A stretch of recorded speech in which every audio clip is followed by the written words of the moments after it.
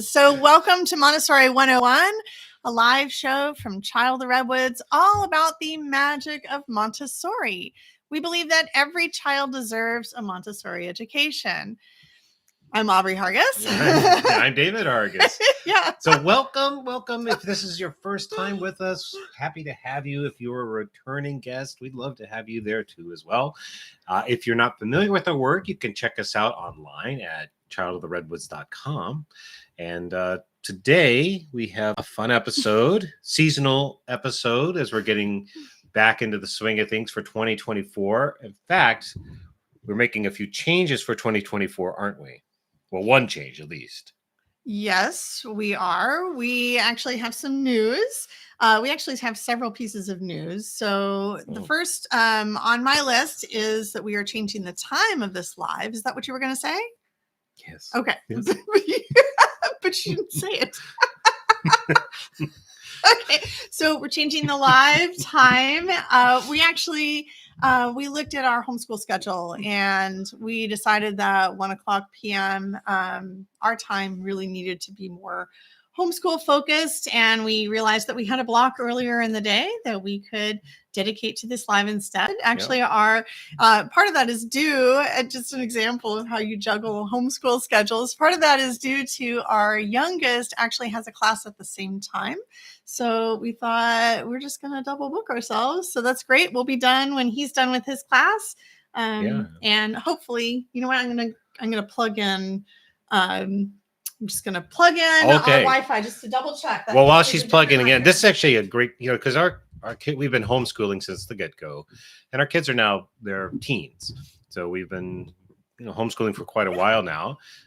And we get asked all the time, what happens after they get older? What happens after they get older? And everything, it varies. Every homeschooling family is going to choose their own paths. That's part of what makes homeschooling so great, is that you have that option to figure out how you want to organize your life in a way that is best for your life, and that can include how you want to make your child's educational journey, which is super important, but how you want to integrate that into your life versus trying to fit all of the schedules around. So for us, the way that it happened is that the boys wanted to take more classes outside of the house. And part of that also because there comes I have specialized knowledge in literature. I have higher degrees in literature, and I was a high school teacher in history and philosophy, things like that. But when it comes to mathematics and physics, forget it. That's not going to really I could do some of it, but there comes a point where I'm just out of it. And it's kind of similar for you, your expertise is in educational theory and in literature and so forth. So, as the boys got older, it kind of is necessary to include people who were experts in those areas. And thankfully, we live in a modern era, so that can include online resources. So kind of a digression there to say that homeschooling can be an ongoing journey. Even when your kids get older, you'll just pick and choose the way that you want that to look. Yeah, I really feel like homeschooling is best when you include other experts. Yeah, for sure. The research on education backs that up too.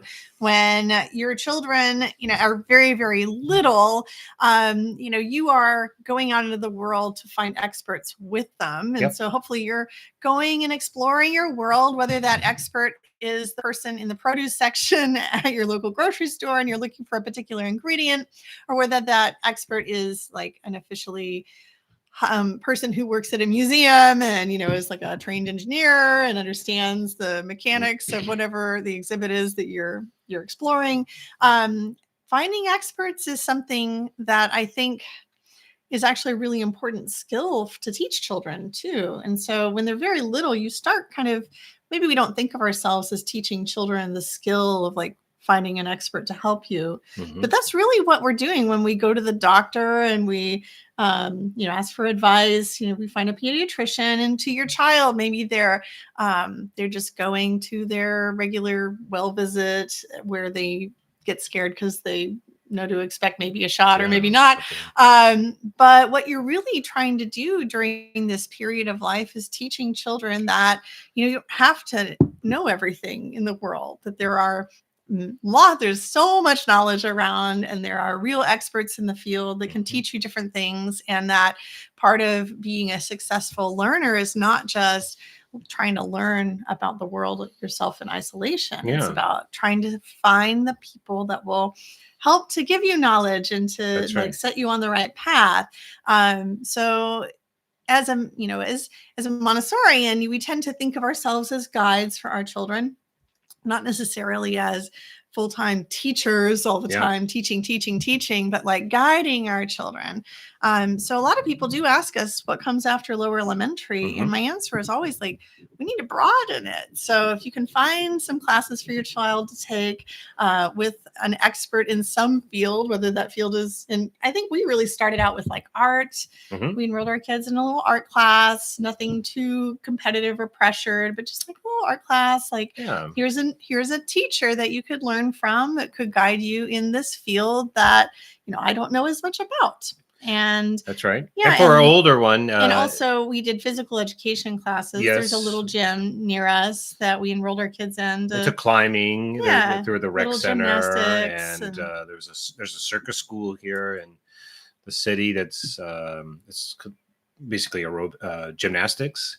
And with an actual circus school attached, you can learn to become like a professional clown. But for little guys and gals, it's more about learning tumbling and things. And it was real fun.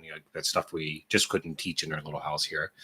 And then for our older one, as he got more and more interested in computers, we found him help outside the home to teach him more about programming because, in part, that's something we could really teach. Yeah, it's not my area. My expertise is not in the programming part of neither of us are math, science people, although we are interested, in lots of science. And also because, and also math, like you said earlier, it's good to learn from others. And we want, part of the way that we approach homeschooling is to look at it and say, we want you to be able to navigate the world. And the world works in certain ways. Schools work a certain way. Teachers have certain things that they look for in students. And if you don't know what those are or how it works, you're going to be at a disadvantage in life. And so part of it is also, and intentionally so, making sure that they are in environments where they have to learn to negotiate social norms and rules and sort of understand the pros and cons of systems and institutions and things like that, because whether we like it or not, they are part of our life. So that's also kind of it. So it's the expertise, it's the diversity of ideas, it's the specialized knowledge. It's also sort of like life lessons in a way. Yeah. Now, of course, these kids are a little older. But we're going to talk about kids today that are not quite at there, but they're getting close to it. Kids coming into the second plane. That's right. So this is actually a good time to bring up that our lower elementary second semester is happening. February 1st is when we're going to kind of transition from the cultural subjects into more academic subjects. Well, hold on. Cultural to academic? That's terrible. You can't say that about the arts. The arts are an academic subject. I refuse to accept this language. Are you being a devil's advocate or something? No, I think that in our culture we tend to denigrate history. Okay, so listen, here's what I'm saying. We tend to think of academic subjects as the 3 R's: reading, writing, and arithmetic. Well, and that's all I meant. Okay, so simmer down. All you people out in the audience, you know what I'm talking about. We love our art, music. These are real things. I know you know that too. I'm teasing her. Okay. No, but we are moving into... Be quiet, because I had something to say. Okay. And what I have to say is... Stop. What I have to say is we are beginning our second semester of our lower elementary course. And the way the lower elementary course works is different from the way the primary course works. Primary, for those of you who have taken that, you already know.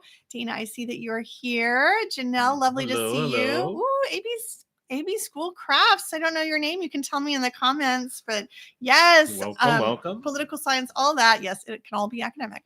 But what we do in our lower elementary course is in the fall, we really start with an unusual subject for teaching. And that's because the way the whole elementary curriculum was constructed and put together by Maria Montessori, the groundwork of lower elementary is cultural.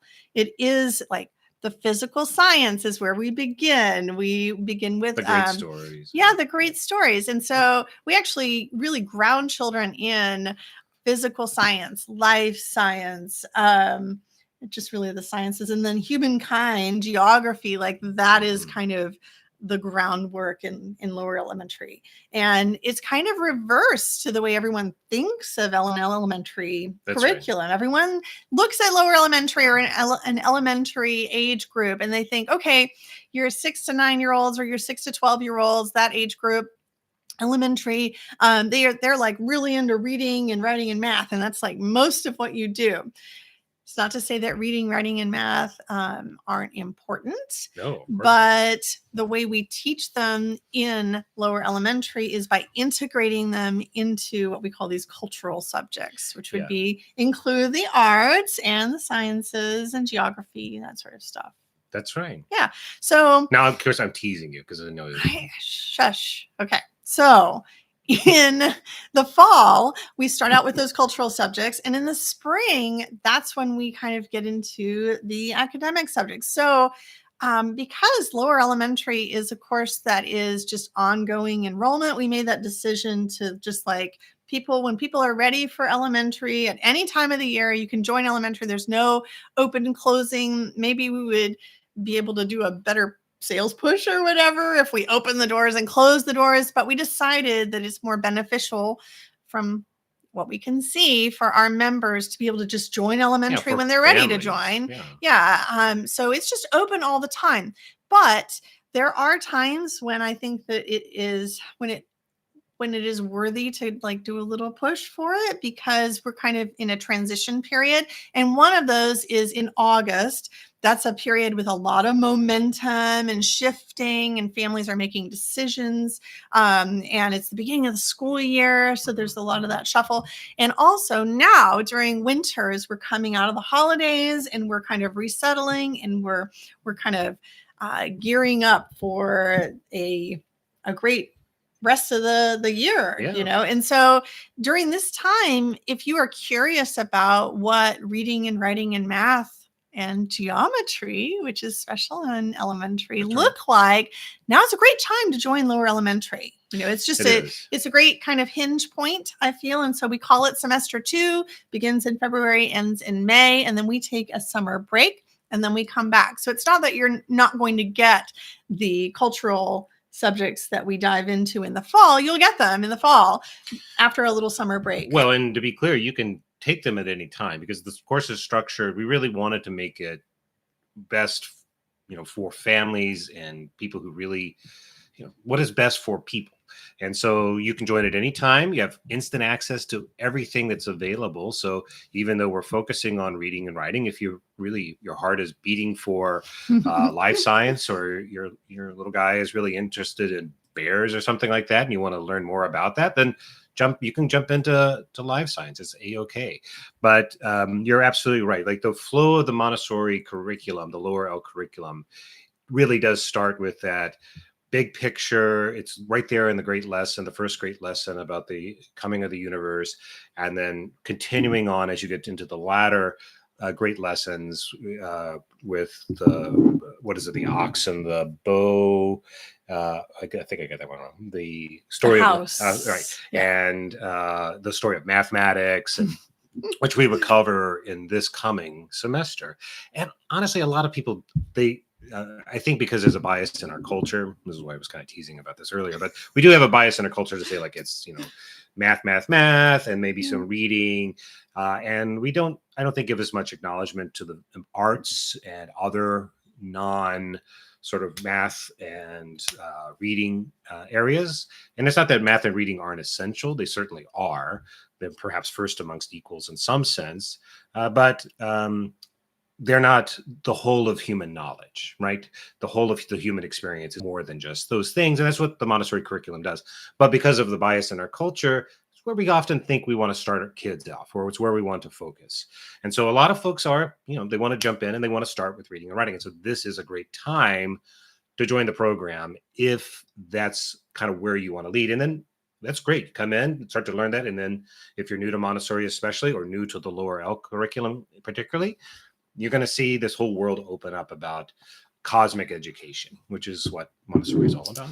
Okay, great. So we're going to give you a little peek inside what life might be like in a lower elementary Montessori curriculum approach, as you would learn from the lower elementary course. All right, it's a little bit different from primary. So if you have kids who are younger, feel free to modify these activities down. Like everything is available in Montessori to just about every age.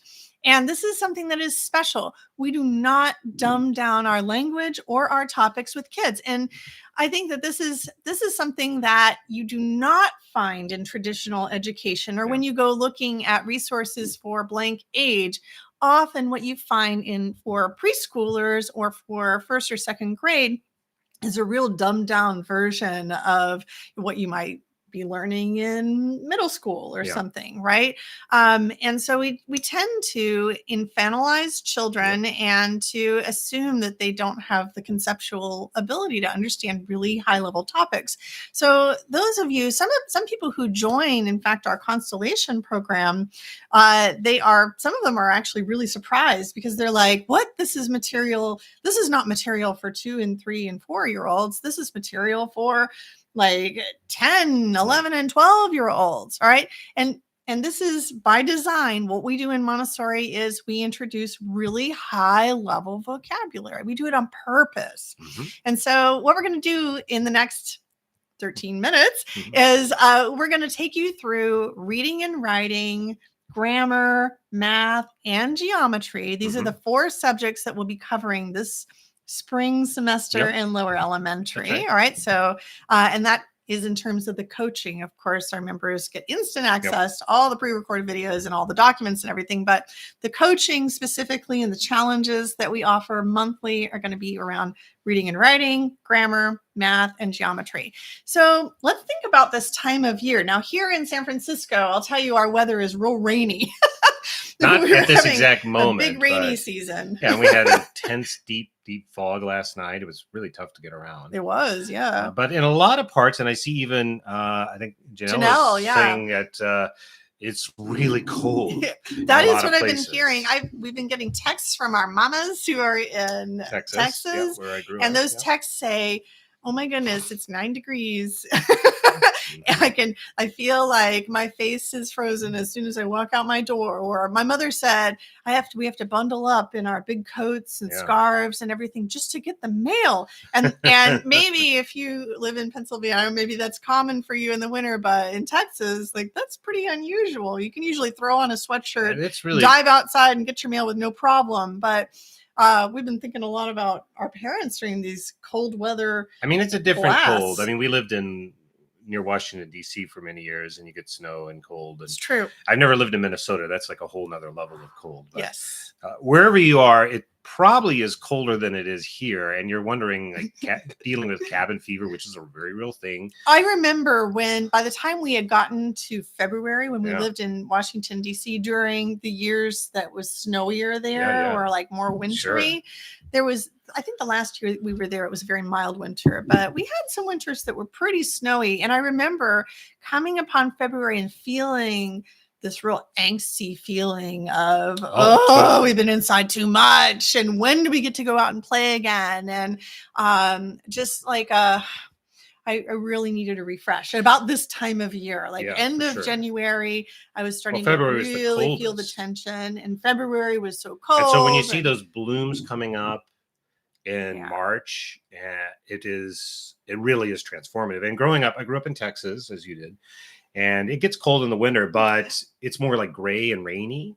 But when we lived in Washington, it just, everything is what, it's just like blanketed in snow, and then the snow gets kind of dirty and everything kind of is very, very cold, and you don't want to be outside because you get wet and nothing is blooming. And then it melts and you start to see buds pop out, and it is a true awakening. I had a revelation in terms of understanding so many of our artworks and poetry and our myths, and why do we celebrate things like Easter in the spring and things like that? Like, this is obvious, like this birth. And so all of that, it can be explored in the subjects that we're going to talk about, starting with reading and writing. Yes. All right. So we're just going to go straight through this. Ooh, Janelle says 9 degrees is cold for Pennsylvania too. Oh, it was 4 degrees last week. My gosh. My heart just, It's very my cold. goodness. And you had 2 snow days and one 2-hour delay. Yeah, they don't shut down, right? They're just like, tough it out. Yeah, I know. All right. So in reading and writing, let's just start with reading and writing. What could you do? Like, let's imagine a snow day with your elementary age kids. They're bored. You're feeling cabin fever. What are some things that you could do that are kind of a little bit out of the box and fun?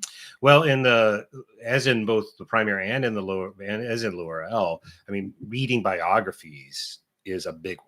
Right? Yep. Learning about the lives of real people is exciting. It's interesting. It's right on the money for kids at this age. They're very interested. It's the moral, we call it the moral age.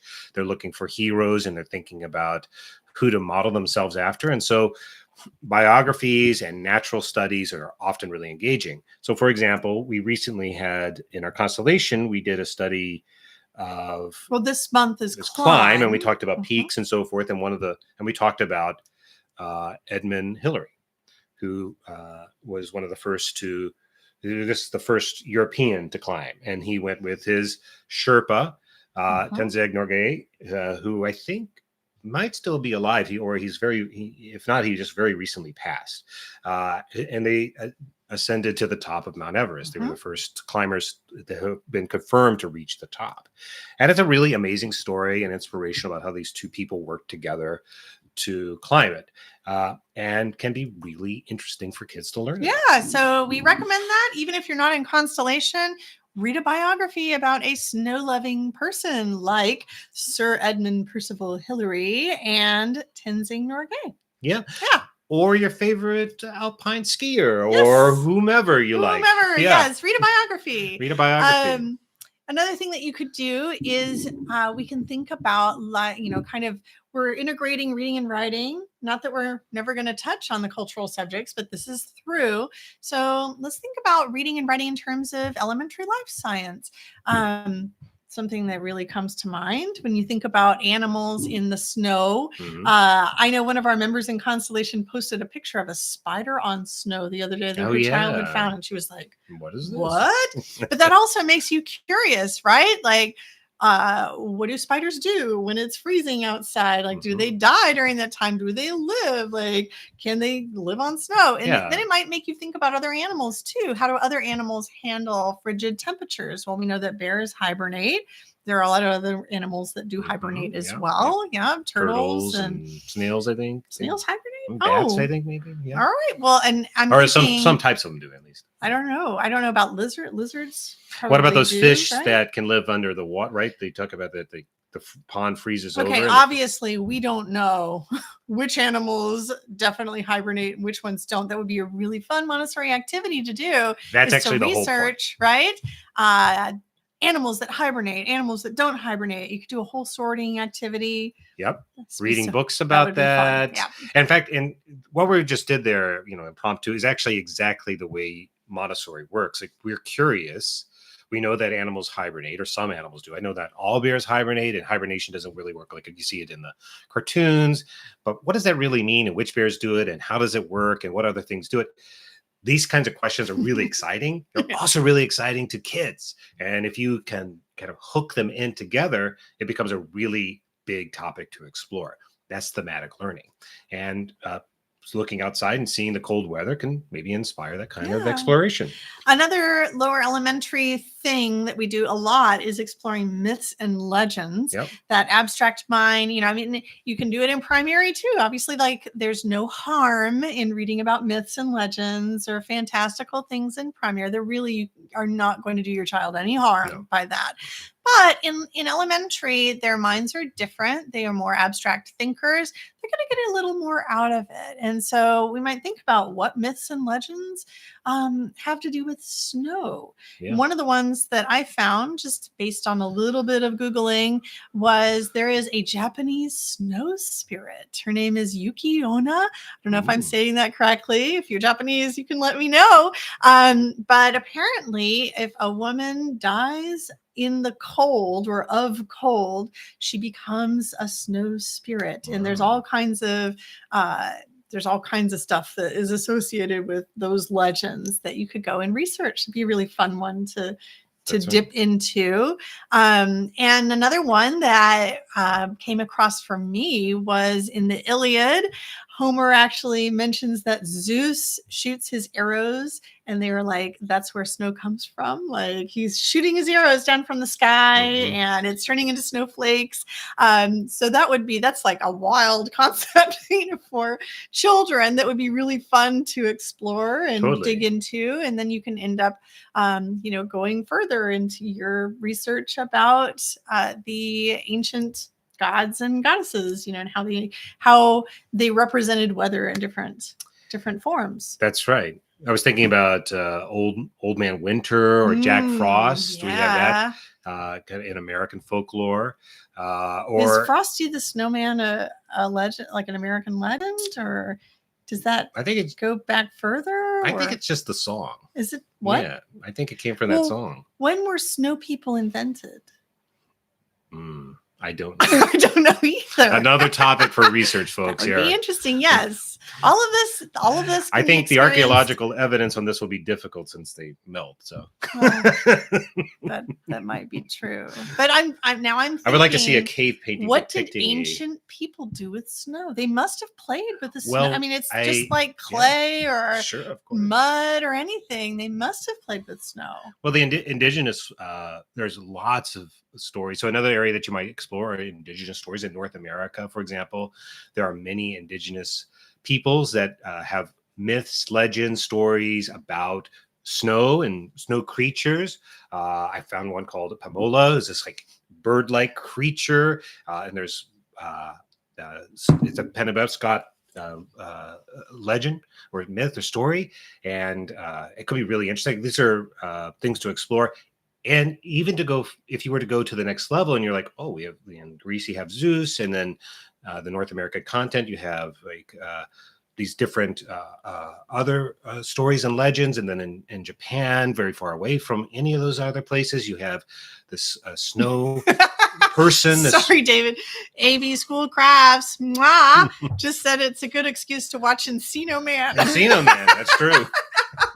Truly the greatest depiction of all. If Encino Man were here, he could tell us about the snow people of his day. Yes. Anyway, so it would be interesting to look at sort of across the globe. Here you have people who are very, very, very distant, and they all have made up stories and myths and legends related to snow. And then why do people do that? That actually is something you would study through reading and writing that connects back to a different subject, which is humankind, because one of the fundamental needs of humans is this idea to create art and story and legend. All right. Speaking of the snow people, let's think about grammar. What could we do with grammar in terms of thinking about the snow that's outside or just the cold weather? Yeah. And as you're thinking about that, I just want to underline that one of the things I love about the Montessori Laurel curriculum is that grammar is a separate subject from reading and writing. It's not just lumped in. I mean, obviously it's related, but that's because it's treated very specially, almost like an art, which is beautiful. So one of the things I was thinking as we were talking about grammar is describing a snowman. Like the snowman has a brown hat. The snow woman has the head is lumpy. So using adjectives and descriptive language to describe a snow person. Yes. The snow child's carrot nose is long. The snow child's carrot is short. So, and then parsing those sentences out with using the grammar symbols to sort of like the is an article and it has this and the noun and so forth. So describing what you see, or even maybe drawing a picture of that with your child, and then thinking about how you might describe that in language, and then parsing that sentence.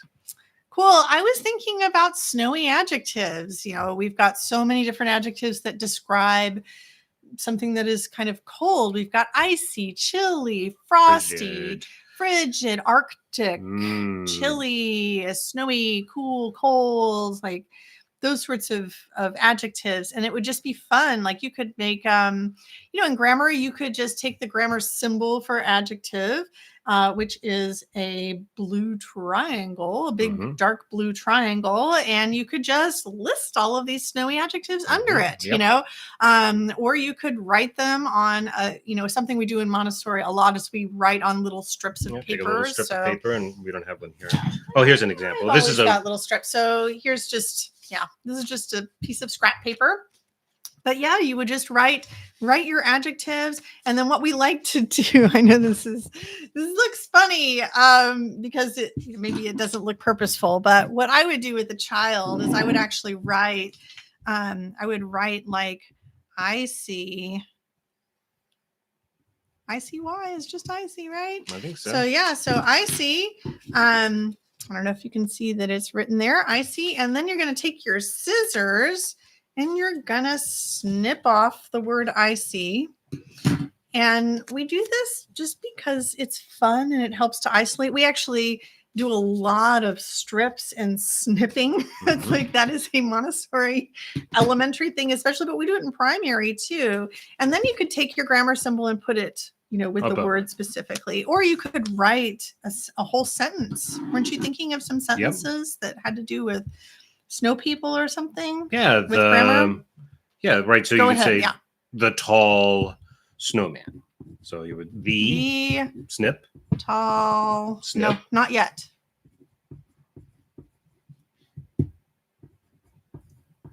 The tall snowman melts. Okay, so for example, we've got this nice strip, and now this is something for your child to read. Okay, so that's the first benefit of doing these little paper strips and writing. I don't know. I mean, you could write it in a notebook too, but in Montessori, we just tend to use these strips because then we can manipulate them. So there are lots of fun things that you could actually do with this. You could,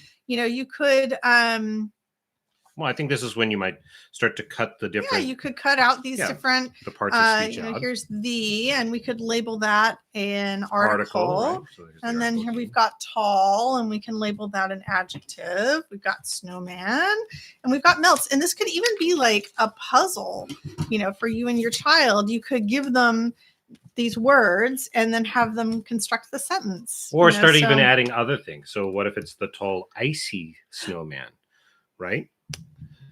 Ooh, what if we made a poem out of it? What if we did this? What if we just gave our children these words, just random words, and then we constructed a poem, and the poem could be melts, tall, icy, snowman. Melts, tall, icy snowman.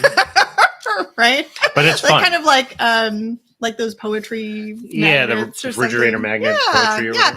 So that's something fun that you could do on a snowy day. Let's talk about math. Yeah. So math is, let's think. Well, we had talked about a temperature chart.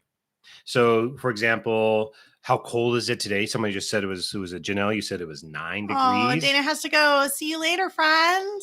Yeah, she says it's nap time there. Nice. Well, I hope you can enjoy that. I hope. Naps for everyone, perhaps.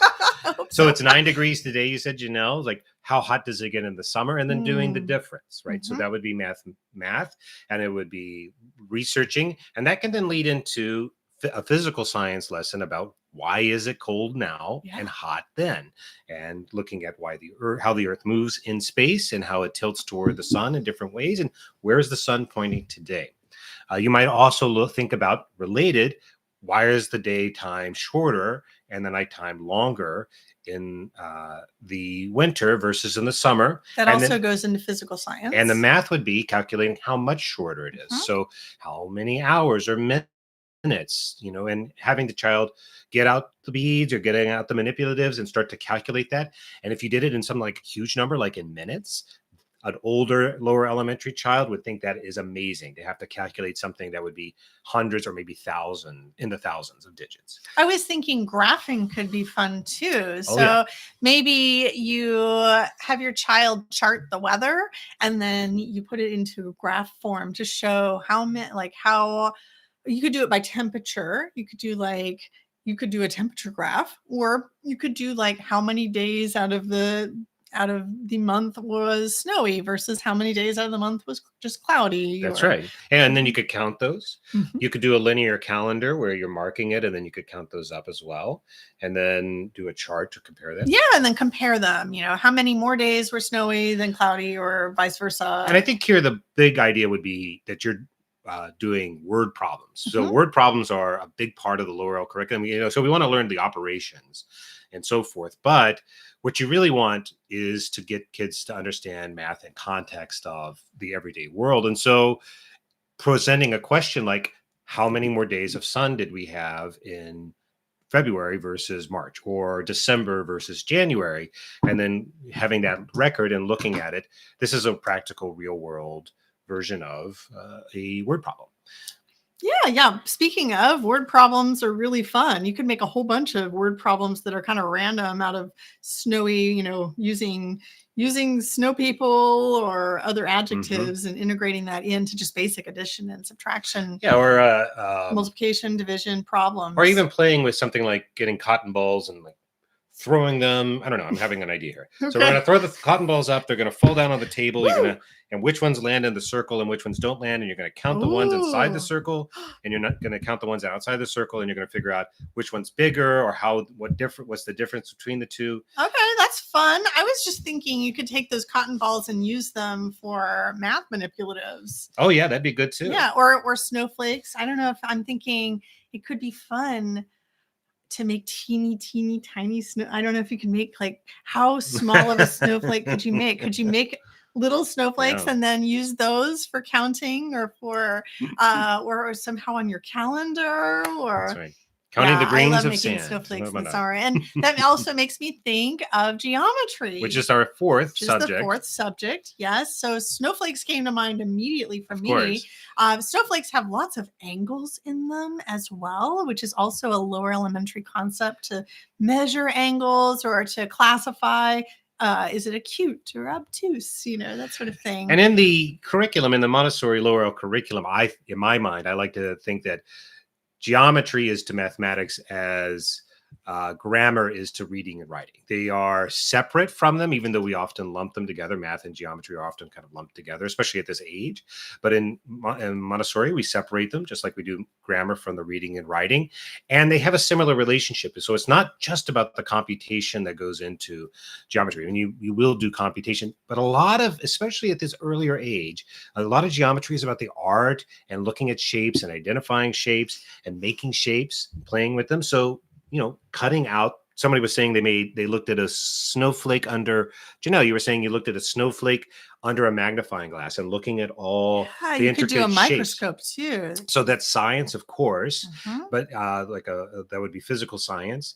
But you would also be you also have the chance of thinking about the shape itself, and what would you call the shape? And if you were to try and make that shape out of strips of paper, cutting out strips of paper and then laying them out. What are the component shapes within it? Is it squares and triangles, and how many of them are there? And that gets to like using geometric solids and things like that in the Montessori curriculum. So I see you're making a little paper. I'm gonna see. We're gonna see if this teeny tiny snowflake works. All right. Hold on. Almost got this one little triangle is fighting with me. Bated breath. Okay. All right. And open this little baby up. Drum roll. And nice. Pretty cute. I probably could have made it a little rounder, but it's got lots of little shapes in there. I don't know if you can see, but lots of little triangles. I see some parallelograms in there as well. Different sizes and shapes. Yeah, and kind of integrate art in with math.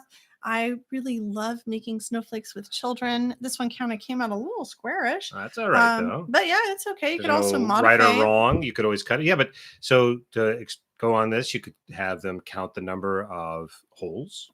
Yes, you could. And that would be a math activity that's related to this. You could have them you could have them identify. So like you said, there's a triangle, and this one's more like a diamond or something. And this parallelogram, and here's this one almost looks like a circle. So 3 different shapes, and how do we describe them?